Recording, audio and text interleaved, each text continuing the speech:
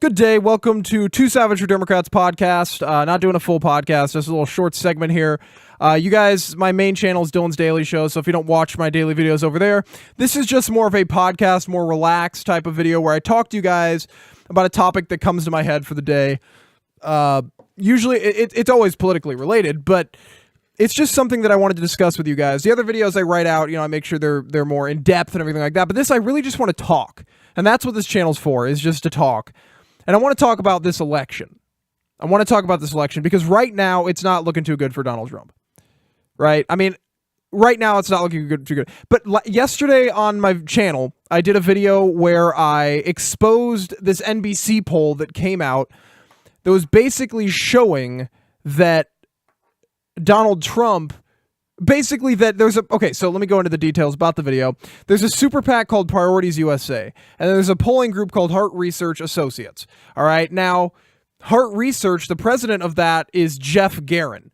Geoff Garin works for Priorities USA. A bunch of money, $250,000 just in September, if you look at FEC filings, was taken from Priorities USA and given to Hart Research. Hart Research conducts all these polls that show Trump down 10, 15 points, and it's because they're rigging the polls. And the media always does this. And in a way, this shows me how scared the media is of Trump winning the election, just terrified of Trump winning the election.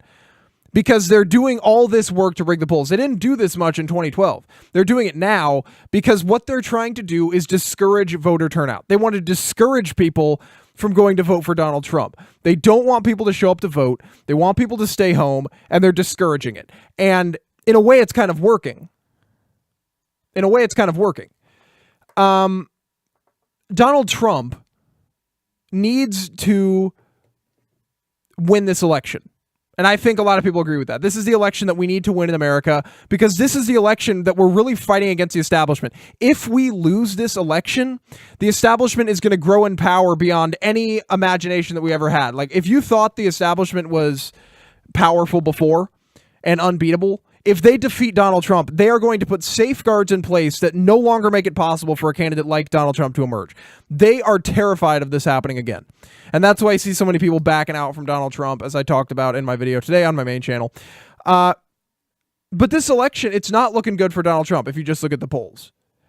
Now, let's talk a little bit about how I think Donald Trump can win, because I do still think he can win. The Real Clear Politics average has him down 6 points right now. That's the average. That is surmountable. He can make a comeback, but it's going to be tough. And if those polls are even real, I mean, we don't know if these polls are accurate. The only poll where he's really winning is the LA Times tracking poll, which LA Times is completely liberal. Everybody knows it, but that's the only poll he's winning, and he's only up 2. So if Donald Trump wants to win this election, he has to do a couple of things. Number one, the final debate, he has to do a really good job. And the final debate is foreign policy. And I would argue, as a strong Trump supporter, foreign policy is definitely not his strong suit. In fact, foreign policy is probably his worst subject. He's not good at talking foreign policy. Hillary Clinton can use the Iowa Secretary of State. Even though she failed, she can still use the Iowa Secretary of State. I've been around the block. My husband was president. I understand foreign policy kind of thing. Donald Trump's going to have trouble because he's coming in as a businessman. Yeah, he's good with the economy, but he needs to make sure he hammers this debate home.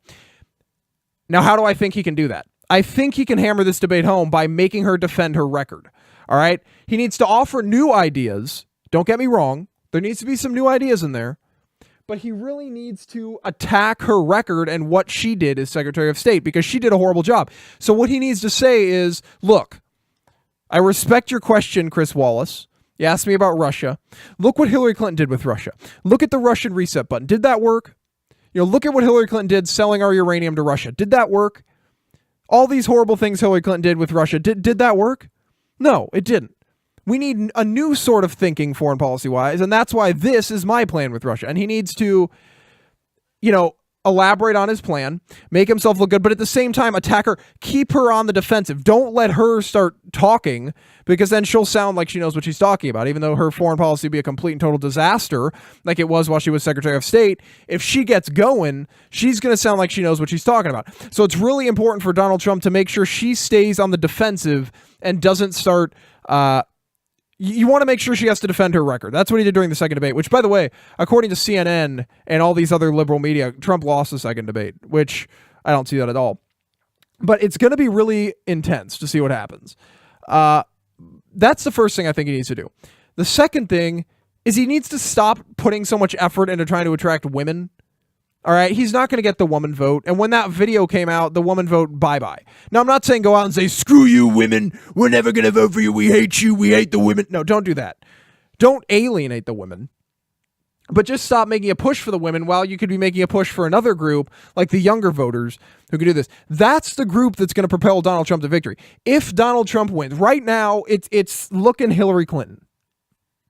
If the election were held today, I think Hillary Clinton would win, regardless of the poll rigging. But that's because it's really hard to get younger people out to vote, and that's really the support base Donald Trump is strong with, is that younger group of support, that younger support base. He needs to get those people registered to vote. He was doing a rally today. He's like, who here is registered to vote? And a bunch of the young people, who here is not? Raise your hand if you're not. And a bunch of young people raise their hand, and he's like, get the hell out of here and vote. You know, those are the people he needs to get registered to vote. Those people need to show up to vote because those people don't typically show up. He needs to get them out there. He needs to get his crowd sizes needs to translate to voters. And that's my biggest fear. That's why I'm kind of like, I wouldn't be surprised if Trump wins in a landslide, but I also wouldn't be surprised if Clinton wins in a landslide. Does that make sense? Because there's just, is he going to be able to turn, which is very difficult, crowd sizes into voters?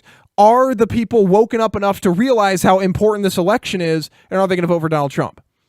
Now, a lot of people listening to this, Trump supporters are going to, yeah, of course they're, going to go out and vote. But are they really? I mean, they're not going to vote for Hillary. See, that's the thing. He needs to get a lot of people out to vote for him. But we also have to hope and pray that the media, because what the media is trying to do is discourage voter turnout by doing the polls, but they're also trying to release all this. That's why they never talk about WikiLeaks.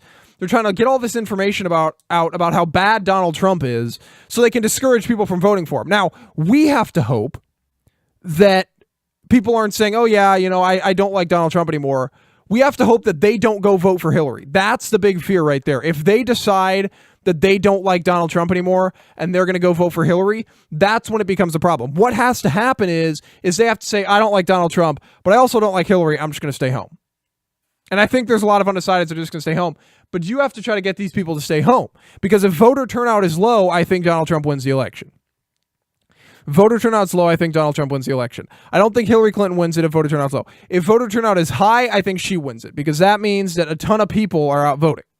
It's just, this election is honestly very stressful to follow.